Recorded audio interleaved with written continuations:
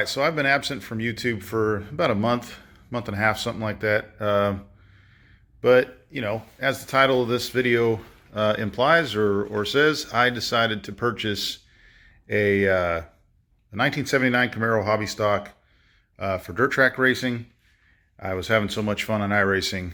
And really what it was is a couple months back, or at the beginning of 2020, actually, when the NASCAR Pro Invitational races were airing on television. There was a huge debate on Twitter and other social media whether or not iRacing is real racing. There was a lot of folks that, you know, were kind of scoffing at it or looking down at it. And, you know, I'd been iRacing at that point for coming up on a year. And I was having a lot of fun with it. But I kind of took points from both sides, as, you know, iRacing is real racing on the computer, but some folks were like, look, you can just buy a car, entry-level car. I see you over there blinking. She's blind. She's hiding right now. Anyways, we call her blinking because of, what is it, The Princess's Bride? I believe it was. It was a blind man in there that was blind. I think they called him Blinkin', son of a Chew or something like that, so that's what we named her. We found her in a ditch. Oh, she doesn't like to be on camera, apparently. Anyways, yeah, 1979 Camaro hobby stock. I decided to take my iRacing dirt adventure to the next level and try it out in real life. So this thing runs. I'm not going to tell you what I bought it for because I probably paid a little bit too much, but it runs. It's got a 305 motor in it. As you can see, I'll post a couple pictures because it's a little dark in here, but it's got a TH350 automatic transmission. And for, you know, someone just starting out, I've never been behind the wheel of a dirt car, or any race car for that matter. I had an 84 Camaro at one point that I used to zip around on, but, you know, nothing to brag about really. Like I said, it's got a 305, I'm sorry, V8 engine and a TH350 automatic transmission. And that shifter needs to go. It does. I already have another shifter online picked out. I'm not going to buy it just yet, but it needs a little work. I've got the body panels off. It's sitting right there. Trying to bang them out. The kid that was driving it before me, or the one that owned it before I did, if that's proper English, it was a 15-year-old kid, 14-year-old kid, I think, that was just starting out too. It was his first season. And so he banged it up pretty good. He got it into the wall a little bit, which bent up the bumper. Oh man, let's see if we can see in there.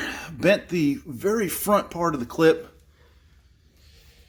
but it's not affecting the suspension in any way or the drivability.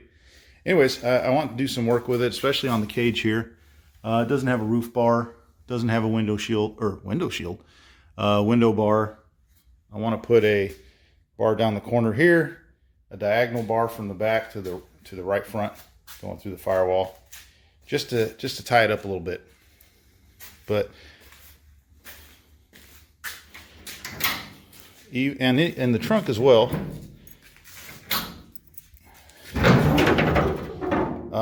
It's pretty much the extent.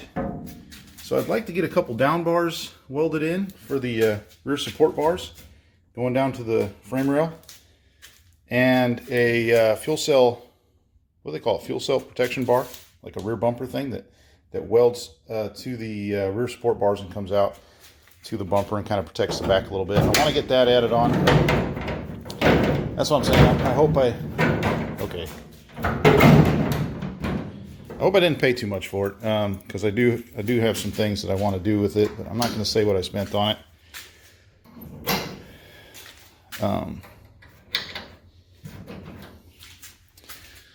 But anyhow, yeah, here she is. I have another video where it's running. Here's something, if you guys look, you got a weld here on the rear support bars. That's something else too I want to fix up. They kind of have the rear support bars going over the main roll bar, and then tying into the roof bar over the top of the main roll bar, and with this little tiny plate. So I'm probably going to have them cut that out. I might even have them cut out these rear support bars and just weld in new rear support bars while we're at it. That way, in case this isn't, you know, good in the middle of the daggone bar. Oh, I gotta, that's something else. I've got the gauges out right now because I'm actually adding a oil pressure warning light that I just got from Speedway. I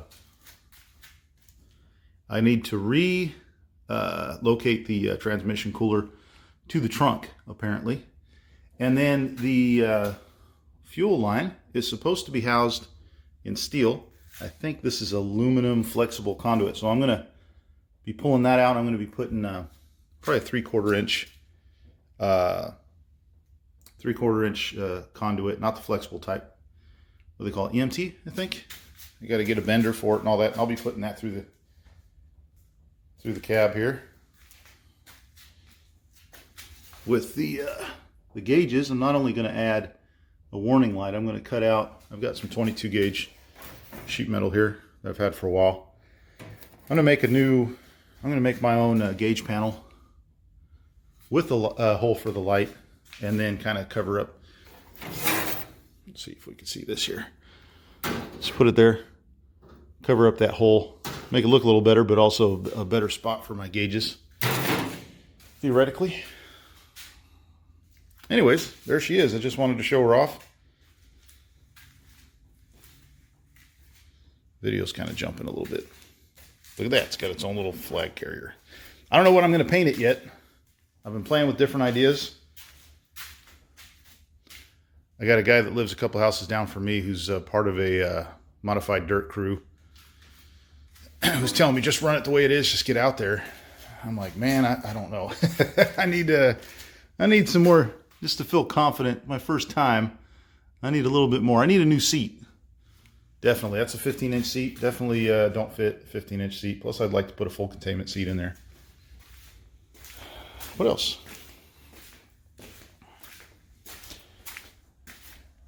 So, somebody also told me after I bought this that I should have just got a Monte Carlo, because I guess in my area, Camaros are kind of on their way out. But like I said, it's just something to start with.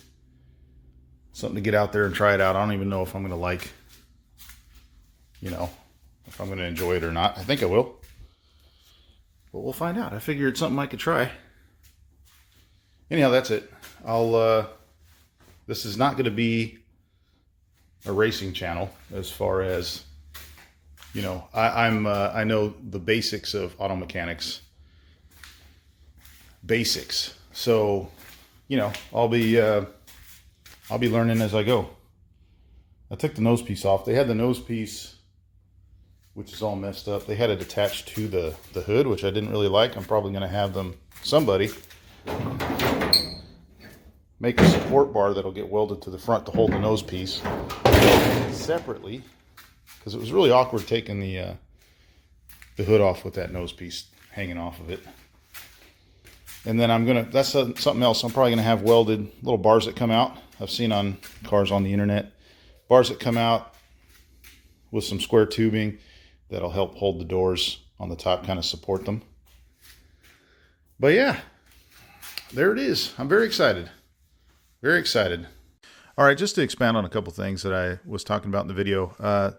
This shifter here, there's no positive detents or anything like that, so it is really hard. Even the previous owner, when he was demonstrating that it actually drove and everything actually worked, that handle or the shifter, when you try to shift into different gears, it'll pop a couple gears on you, because it's really hard to see where you're at to begin with in the shifting process, because, you know, there's no markers on it. But when you go to pull it back, it'll hit two gears. Now, I don't know if that's something with the transmission or if that's just something with the shift handle, but there's a shifter by Circle Track Supply that's got positive detents. That's supposed to be for the Power Glide and the TH350, so I'm going to replace it with that. Also, I need to add new motor engine mounts. Obviously, the motor, the 305's on some wood blocks here. It still runs. Everything's still good to go. It's just they broke. Apparently, when it got into the wall a little bit, it broke the motor mounts. So I need to replace those. All right, so when it comes to the fuel cell, something I failed to mention in the video, I don't know why they did this as far as cutting the fuel cell, the edges of the fuel cell, and I don't really know what that means. I need to take it apart to see if that compromised a seal or something underneath. I've never had one of these apart. I just don't like the way that is, so I'll probably be replacing the fuel cell as well. It looks to be, I think it's a 16-gallon fuel cell, so I'll be replacing that. And then I want to add, Speedway Motors has a support bar thing for it that goes around it, or maybe I'll weld in some square tubing to support the top and tie that into the rear support bars. But yeah, definitely going to be fixing that as well. This is what it looked like when I first got it in the driveway.